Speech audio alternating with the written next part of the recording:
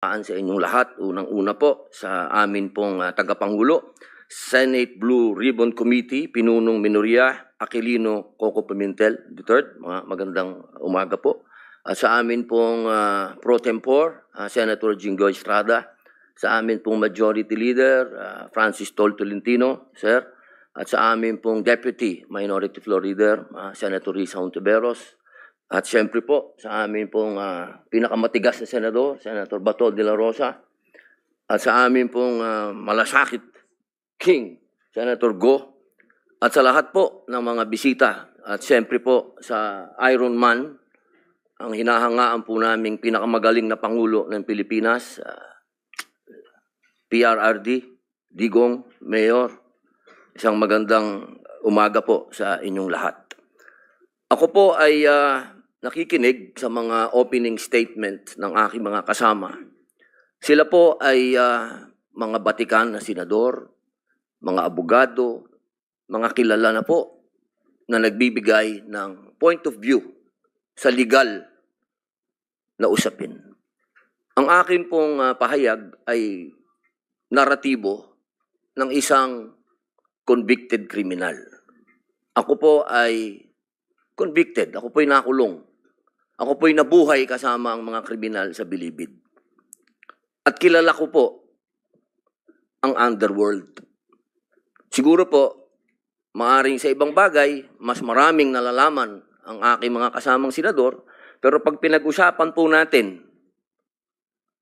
ang mga kriminal dito sa bayan natin, ako po ang magsasabi sa inyo, napakadami na pong kriminal sa atin na walang puso, ang mga halang ang kaluluwa. Napag-usapan po natin ang mga biktima ng sinasabing war on drugs, pero hindi po natin napag-usapan ang mga biktima ng mga durugista. Kung paano pinapatay ang kanilang mga anak, pinapatay ang kanilang mga asawa, pinapatay ang kanilang kapitbahay. Kung paano sinira ng droga ang mga buhay ng mga pamilya ng OFW. Kung paano po sa loob mismo ng Bilibid, kung saan po ako nakulong ng 3 taon at ginawa ko pang pelikula ito. Ang pangalan po ng pelikula, maaari niyo pong panoorin, Hari ng Selda. Dito po ay binunyag ko na sa loob mismo ng Bilibid ay nagluluto ng shabu. 1998 po yun. Kung bibilangin po natin yung taon na yun, hanggang sa dumating ang Iron Man, ilang taon po yun.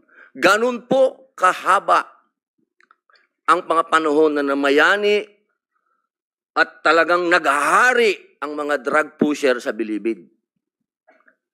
Alam niyo po, mga mahal kong kababayan, wala po, totoo po. Ang kamatayan ng buhay ng isang tao ay yaan po ay bigay ng Diyos. Yaan po ay kayamanan, yaan po ay regalo sa atin ng Diyos. Pero, mga mahal kong kababayan, ang ating pong bayan ay nasa bingit ng napakalaking kapahamakan.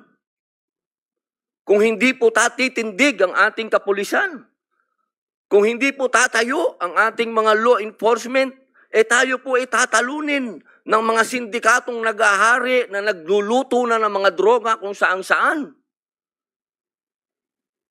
Mga mahal kong kababayan, ang datos po ang magsasabi na nung sa panahon ni Pangulong Rodrigo Roa Duterte, masasabi ko na po na natakot ang mga kriminal. Wala pa po siyang ginagawa. Doon lang sa commercial niya na last Christmas yun na to, natakot na ho ang napakaraming kriminal. Natakot na ho ang napakaraming durugista, napakaraming pusher ang nag-surrender. Wala pong nangyayari. Sa salita lang po yun.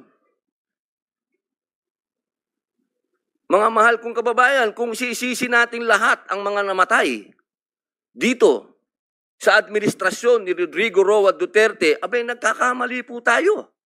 Alamin po natin kung ano ang drug underworld, kung ano ang mga drug syndicates. Ako na po ang nagsasabi sa inyo, regular na po ito tuwing magpapalit ang administrasyon, naglilinis ang mga sindikato. magkakaroon talaga ng maraming mamamatay dahil naglilinis para pagpasok ng bagong administrasyon, yung kanilang mga alagang, mga kriminal, mga alagang, mga pusher, mga tapos na. Sana po, sa usapin na ito, maging realistic po tayo, mga mahal kong kababayan. Kung kailan ba natin na ibalik sa mga kababayan natin ang kalsada. Nung panahon na yon, nagiinuman sa tabi, nakahubad, ang mga babae hindi makapaglakad, hindi ka makapaglakad ng may cellphone ka, aagawin ng cellphone mo, loob ng bahay mo, papasukin ka. Mga kababayan naman, huwag naman nating haluan ng politika ito. May mga bagay dito sa mundo na kailangan maging realidad tayo. Buong mundo, problema ang droga. Kung walang tatayo para lumaban dito, paano na ang kinabukasan ng mga anak natin?